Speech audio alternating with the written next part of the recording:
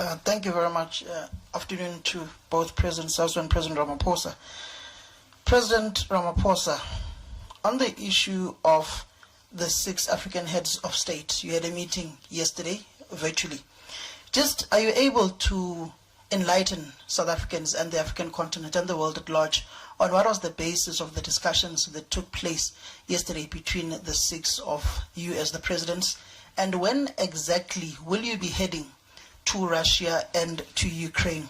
Secondly, Mr. President, on President Vladimir Putin, the Secretary General of your own organization, Mr. Fikile Mbalula, recently uttered that Russia, the Kremlin and the Russian Federation should not feel belittled if the invite for him to attend BRICS is withdrawn. Are you looking at other alternatives of hosting the BRICS summit virtually or taking it to Beijing, as I can see that he's currently in Beijing at this point in time? Thank you, Mr. President. Thank you. The discussions that took place amongst a number of heads of state on the continent have been discussions that have been going on for quite a long time. These African heads of state have been involved in discussing the initiative of peacemaking over a number of months. Yesterday we met and confirmed that we now are at a stage where we are going to visit Kyiv and Moscow, and our mission is a peace mission, really, and we want to dub it as the road to peace. The first thing that we discussed amongst ourselves is that we want to listen to both sides. They need to outline to us their own perspective on the war, as well as what are their minimum requirements for bringing the conflict to an end. So clearly they will explain where they are themselves, and we will be there to listen, because it's important when you make an intervention for peacemaking that you should listen where the parties are coming from and where they are, and also where they want to go. And having done so, we will be able to give own perspective as Africans in terms of how we see this war having an impact on Africa in relation to food prices and grain prices and fuel, as well as the impact it is having on Europe and the rest of the world, because it has become a rather global type of conflict. And it is in that context that we will say we desire, and everyone desires, that there should be peace. And this being our peace mission, we will essentially be suing for peace and seeking to get a commitment on both sides that they too should seek for peace to end this conflict through peaceful means. And our position is that every conflict is often ended through discussions and negotiations, unless there's an outright defeat, and which we do not see here. So therefore we see one option and one alternative, which is the parties sitting down to peaceful negotiations.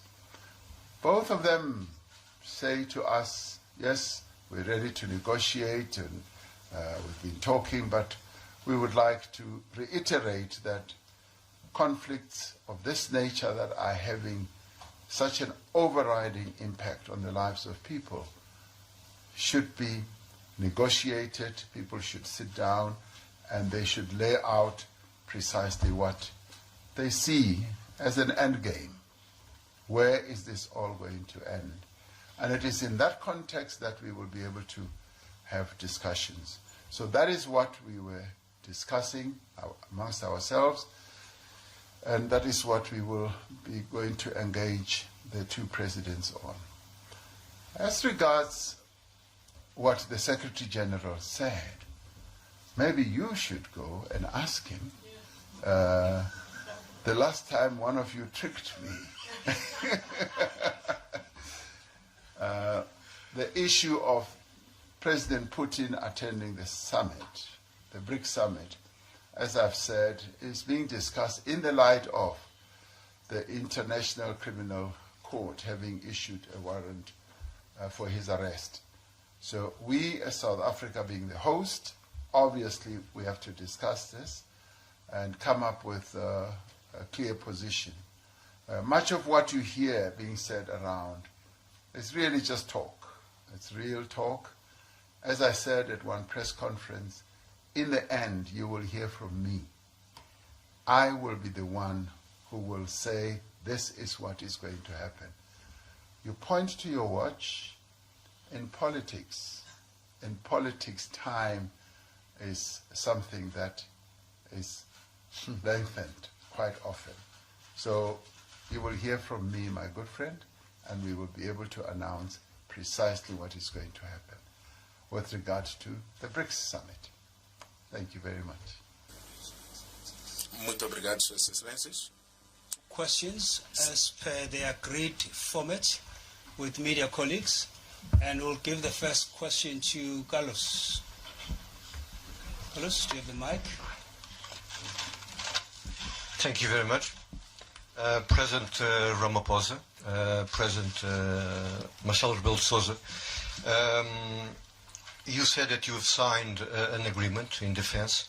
I would like to ask to both of you, why do you sign this agreement today in the context of the current world geopolitical affairs with regards to Ukraine? So why are you signing a defense agreement with a country that is non-aligned and a country that is a member of Nato? Particularly just before President Ramaphosa heads to Moscow and Kiev on an African peace mission. We'd like to know what is behind this defense agreement. Thank you. Thank you. Mr. President? Shall I start? You came all the way. I think everyone, on hearing the news that two countries are signing an agreement on defense, should be really delighted. That, for starters, it means that you have two countries that are signing that we want to cooperate in defense, meaning that we'll never be at war with each other. That's point number one. And number two, we want to learn from each other. We're both naval powers, and there's a lot that we can learn from each other around the defense of our borders, the maritime and all that. And we also two countries that happen to get involved in peace missions, and being able to cooperate at defense level through an agreement also enhances that. Both of us are involved in helping Mozambique to ward off the insurgents in the north, and there's a lot that we have to share in common, us as part of SADC, and obviously Portugal as part of the EU, but we do find ways of cooperating at a bilateral level. And much as there's a conflict that is raging in another part of the world, it does not mean that we should be deterred from entering into agreements that will bring us closer and cooperate much more effectively.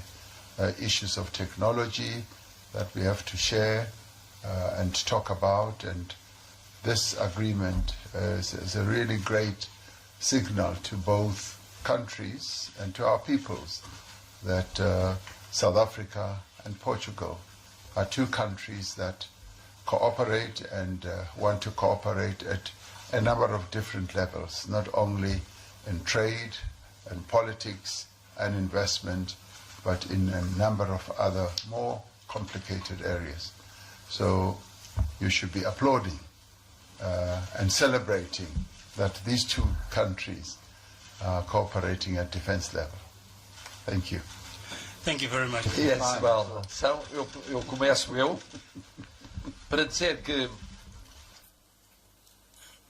I'll start by saying that we live in a world that